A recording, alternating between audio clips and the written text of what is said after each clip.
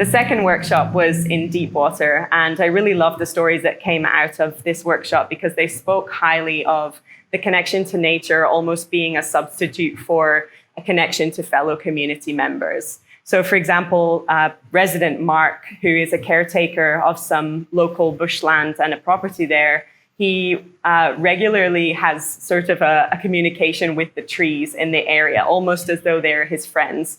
And he told me at the time, oh, you're going to think I'm crazy for saying that, but I totally got it because these trees are like characters. And when you see them every day and they become very familiar, they do become like your friends because you're taking care of them and watching over them. So I really wanted to show respect to Mark for the great service that he's doing for that land by including his eye in the tree to the right side of the image.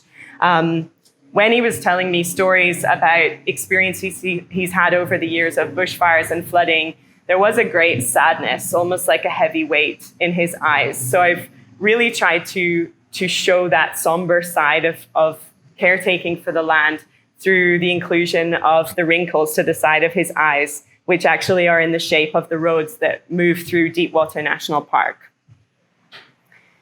At the bottom of the piece, you can see Mark actually sort of moving into floodwater.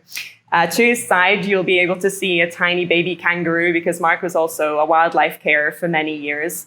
And this story really talks about how after the bushfires in the area, Mark made an invested interest to connect more strongly with the local community by way of joining the Men's Shed and volunteering at many local events like the fishing festival in Baffle Creek.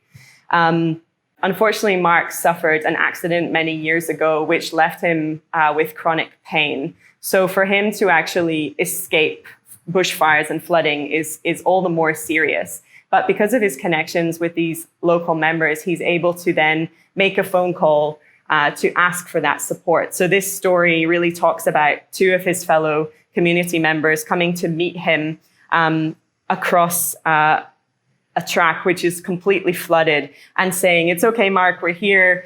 Just walk through the floodwater and we'll meet you on the other side." So you can really see their companionship and their support being symbolized by these giant hands that are sort of moving under the water, ready to hold him and bring him forward. The bushland represented in this area is a lot of paper bark and gum trees.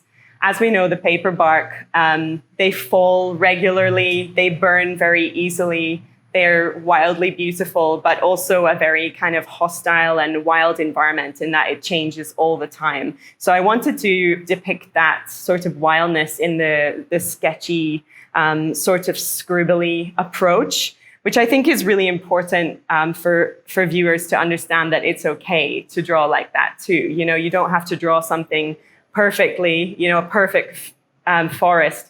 It's actually sometimes nice to kind of create the sense of the forest. And that was my intention for that area of the piece. Another participant in this workshop was called Tusitala, but she self-identifies as T, and she's a Pacific Island woman from Samoa and a really beautiful earth spirit. And she spoke about the importance for her of connecting with First Nation culture, but also the history of this great place pre-colonization. And she embodies that value in her day-to-day life through her behavior. So going to the beach when she wakes up every day at 4:17 a.m. and she runs down to the beach and she waves to the sunrise and she waves to the waves to say, "Hello, I'm here and I see you."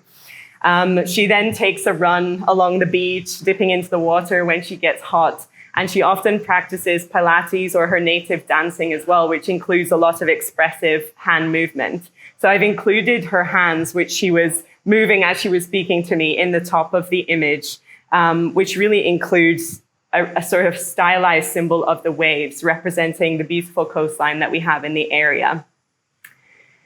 Down to the bottom left-hand corner, there's a really important symbol which T was adamant that needs to be represented in this artwork.